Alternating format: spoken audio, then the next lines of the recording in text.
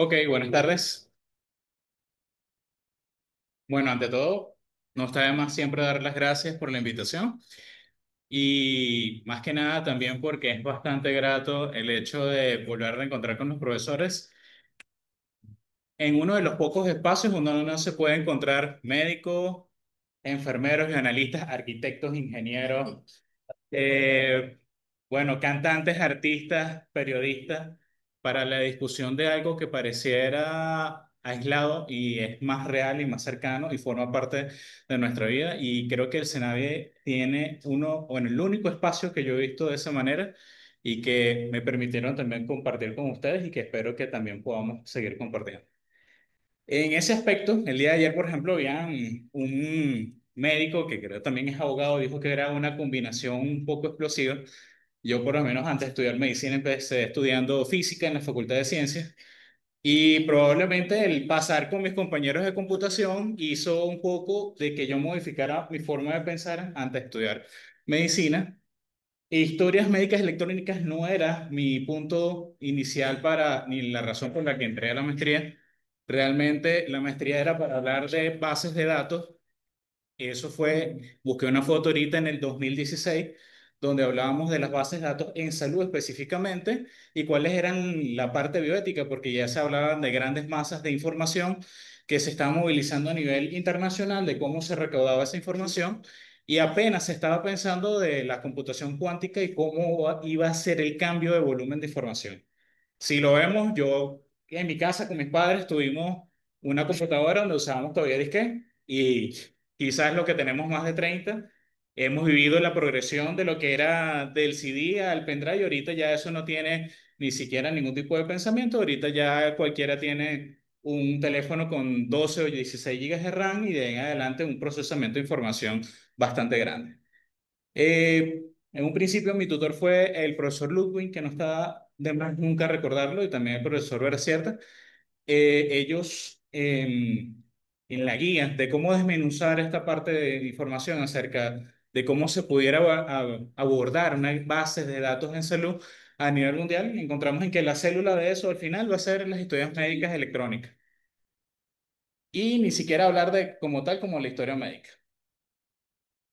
Aquí le doy doble clic. ¿Eh? Dale un clic, pero. Ah, no, no. No. ¿De qué Ok, es? simplemente la historia médica va a ser el instrumento que se genera en esa relación médico-paciente y aunque los que estemos acá estemos en el campo de la salud y este sea el ejercicio, tanto para personal de salud, fisioterapeutas, etcétera, para generar la historia del paciente como tal, que para puede ser algo común, realmente no hay otro instrumento a nivel mundial donde se deposite. Lo que sí puede haber es la diferencia de presentación. Holanda, por ejemplo, desde hace más de 20 años tiene su historia médica electrónica digitalizada, funciona como una historia médica electrónica única, donde incluso se proponía hace más de 15 años, 20 años, que las personas tuvieran un pendrive donde transportaran su información como tal. Creo que se te va a pedir ayuda allí. Y tiene una palabra muy importante en cuanto a ese punto, ya era para el año 2016 que estábamos hablando de la historia médica electrónica, es la palabra usabilidad, que ya era el cómo el personal de salud interactuaba con ese software que fue creado con esa finalidad, qué tan amigable era, y por supuesto tenía que ser claro, lógico y de fácil entendimiento. En este momento era para el personal de salud y por supuesto ahí va a estar depositado toda esta información del paciente. ¿Sí? ¿Existe entonces en Venezuela una normativa jurídica? Sí, claro que existe. Incluso Venezuela a nivel mundial en los años 90, cuando ya empezaba a estar la parte de la computación, hay pioneros que ya desarrollaban bases de datos y las primeras historias médicas. Incluso en los 2000, los primeros software para la parte de epidemiología ya existían en Venezuela como existían a nivel mundial. Y el intercambio de información era bastante fuerte. Ahora, ya eso se estaba implementando en tanto en centros de salud públicos como privados pocos centros públicos y los centros privados había cada uno con una presentación comercial diferente, cada uno con un software diferente y la pregunta que nos hacemos es, ¿quién vio realmente que ese software era el acorde, se cumplió realmente las normativas? Bueno, sí existen las normativas y eso es lo que vamos a ver un poco más adelante. Se tomaron en consideración los principios bioéticos para el manejo de estas historias médicas en Venezuela y cuáles eran estos aspectos bioéticos. Era importante porque realmente teníamos un software privado en el cual no podíamos acceder a cuáles eran las pautas con las cuales fue desarrollado. ¿Sí? Y por supuesto era un estudio que en su momento, aunque había incluso en la Academia de Medicina, recopilación de información acerca de las historias médicas electrónicas y cómo fue la evolución natural de la historia médica a nivel mundial y en Venezuela, no había como tal algo relacionado con la bioética desde la bioética principialista. Más sí hubo en la Universidad del Zulia, en la Universidad de Carabobo, trabajos de computación, de ingeniería, donde hablaban ya de estos aspectos y se están incluyendo hace más de 10 años. Habían antecedentes a nivel mundial donde 2019, 2018 ya hablaban acerca de historias tanto como para niños como para adultos, siguiente, en España y a nivel de Iberoamérica. Y por supuesto hubo trabajos un poco más específicos donde nos hablaba acerca de la historia médica electrónica entre lo legal y lo ético. Entonces ya estaba esa discusión, pero fíjense, estamos hablando de año 2008, ¿siguiente? Ahora, ¿desde cuándo existen las historias médicas? Siempre es bueno recordarlo. Desde la Mesopotamia tenemos realmente registros o primeras impresiones acerca de cómo era el avance de la historia de la enfermedad de estos pacientes y por supuesto la forma de recopilarla y la narrativa fue evolucionando. ¿Siempre? Igualmente en la antigua Grecia estaban estas características donde quizás se fue moldeando un poco más a lo que sería esas primeras historias médicas cortas, donde ya había un interrogatorio dirigido con el paciente, siguiente. Y por supuesto, encontramos ahora en los 2000 realmente la historia médica electrónica que quiso incluso pasar por algo que se llamaba historia médica digital, que es totalmente diferente porque eso era que le tomábamos una imagen a la historia médica que ya ha sido, fue recopilada a mano y que esos datos realmente prácticamente se perdió por completo. ¿Por qué? Porque no era cuantificable y esos datos no eran, no formaban parte de una base de datos como tal. Fíjate. Entonces tenemos la historia médica electrónica como una colección longitudinal, es ese momento donde registramos al paciente con toda esa información y tenemos referencias de cuidados anteriores, que sería lo ideal, y por supuesto cuál es el plan de trabajo que va a haber con el paciente, eso según la Organización Mundial de la Salud. Ahora, esa historia médica tenía que tener una secuencialidad, temporalidad, disponibilidad y un anonimato, que era lo que se establecía, eso era para el año 2005.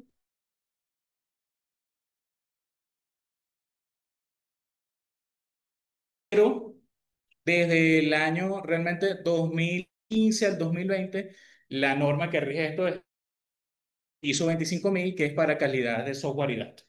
ISO 25000 era totalmente diferente porque fue la reunión de sanitaristas a nivel internacional y se empezaron a hablar sobre cuáles principios bioéticos tenían que cumplir y en qué puntos tenía realmente que hacer énfasis en esos software, ¿sí? Va a ir cambiando con respecto a cómo registro yo la historia médica. Ahora puede ser con una tabla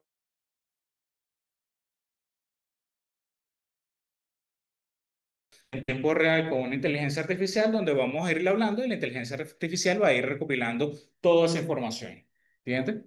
Ahora, en Venezuela, ¿qué nos interesa saber? Bueno, que toda persona tiene derecho a la protección de su honor, su vida privada, la intimidad, de su propia imagen y reputación, y evidentemente la historia médica puede tener datos y tiene datos sensibles de ese paciente y debe limitarse el uso de esta información. ¿Sí?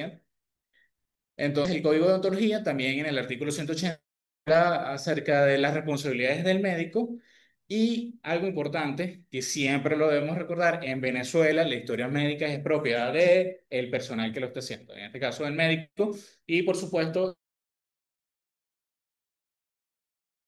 esa recopilación según el código médico. ¿Ok? Siguiente. Ahora, hay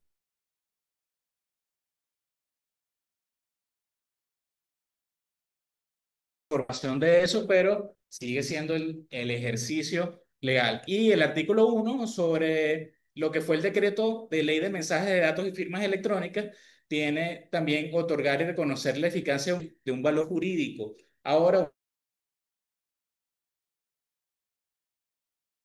tangible en un formato electrónico. Y por supuesto, intentaba regular un poco lo que eran los proveedores de servicios que deberían estar certificados tanto en lo que era en la parte electrónica, ¿sí? Ahora, desde la bioética, ¿qué tenemos acá? Bueno,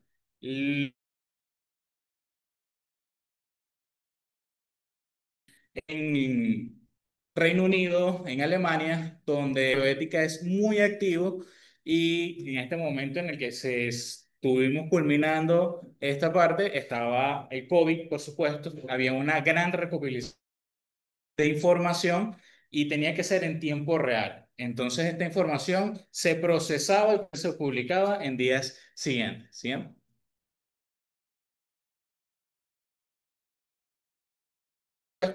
Aspectos que estaban en el 2016 en la agencia proveedora de datos, donde existía la anonimización de los datos personales que no permitieran reidentificar la persona y por supuesto hay un tema con la huella digital que se deja en estos pacientes, ¿sí? ¿Cuál fue el objetivo? Analizar cuáles eran los principios bioéticos, más que nada en esto fue la revisión de todas esas normas, en específico la 2025, la ISO 2025. Siguiente. Y bueno, identificamos cuáles eran los campos de las historias médicas electrónicas, los elementos de historia de acuerdo a la usabilidad y analizamos estos principios bioéticos. Siguiente. Un tipo de estudio que fue en ese momento transversal, doctrinal y descriptivo, por supuesto, porque habían dos tiempos, tenemos que revisar tanto la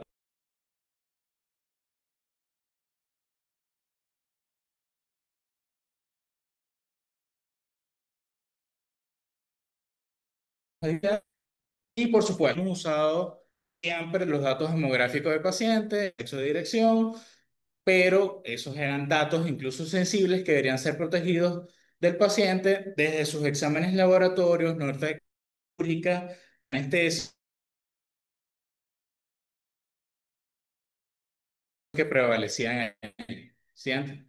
La usabilidad.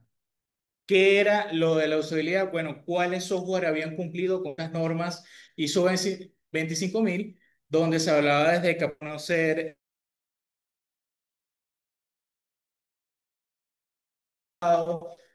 hubo estética en la internet?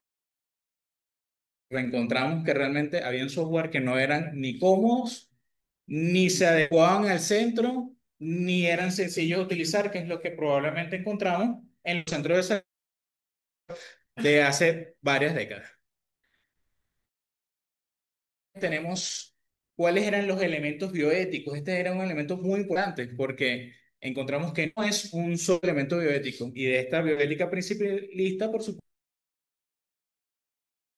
respeto, dignidad.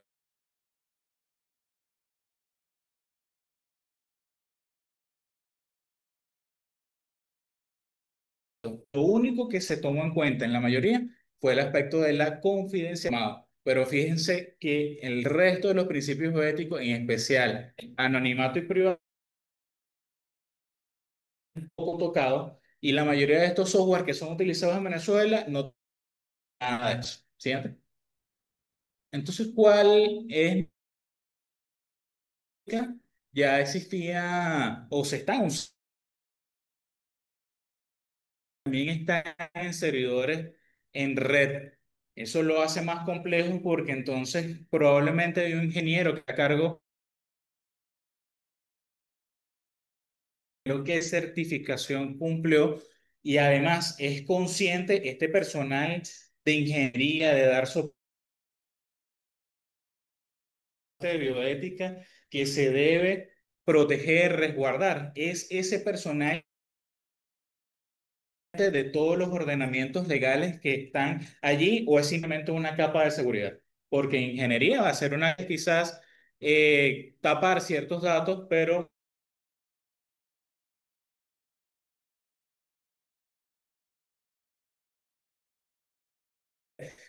la corrección de fallas, y eso es lo otra cosa que no encontramos. Encontramos instituciones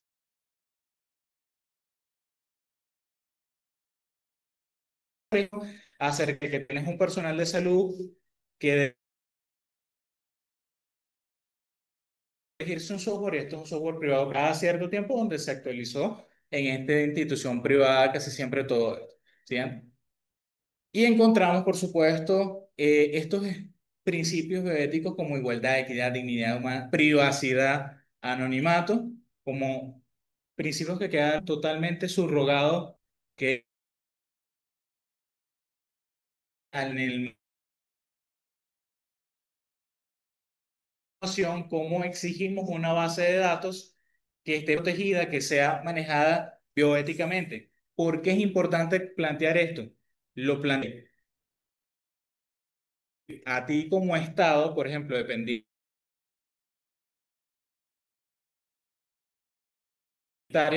acerca de cómo se enferman tus pacientes, qué tiene tu población, cuáles son, o de qué sufre tu población y desarrollar. Bueno, con esa base de datos puedo generar nuevas formas desde la industria farmacológica de cómo entonces estos pacientes estos problemas, pero también hay otra perspectiva. En la empresa privada,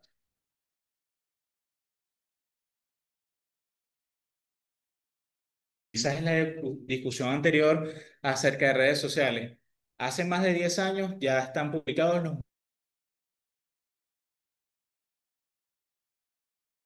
que existen a nivel internacional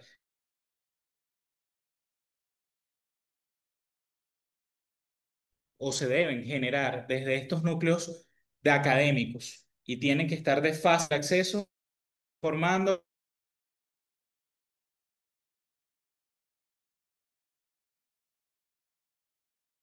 del 2025. Esa era la discusión del 2015-2016, que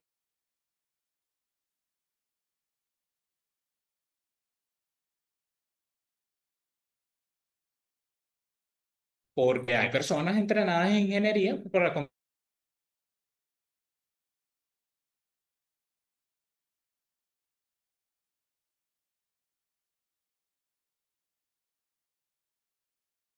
tanto el 78% dedicaron, por supuesto, los factores de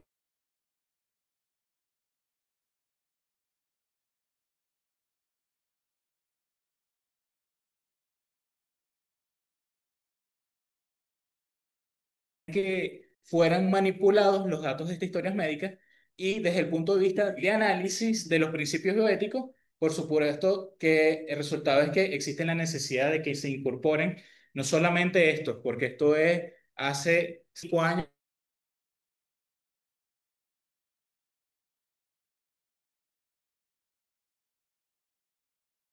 nuevos principios y subprincipios, principios derivados, quizás sería la palabra correcta, para que,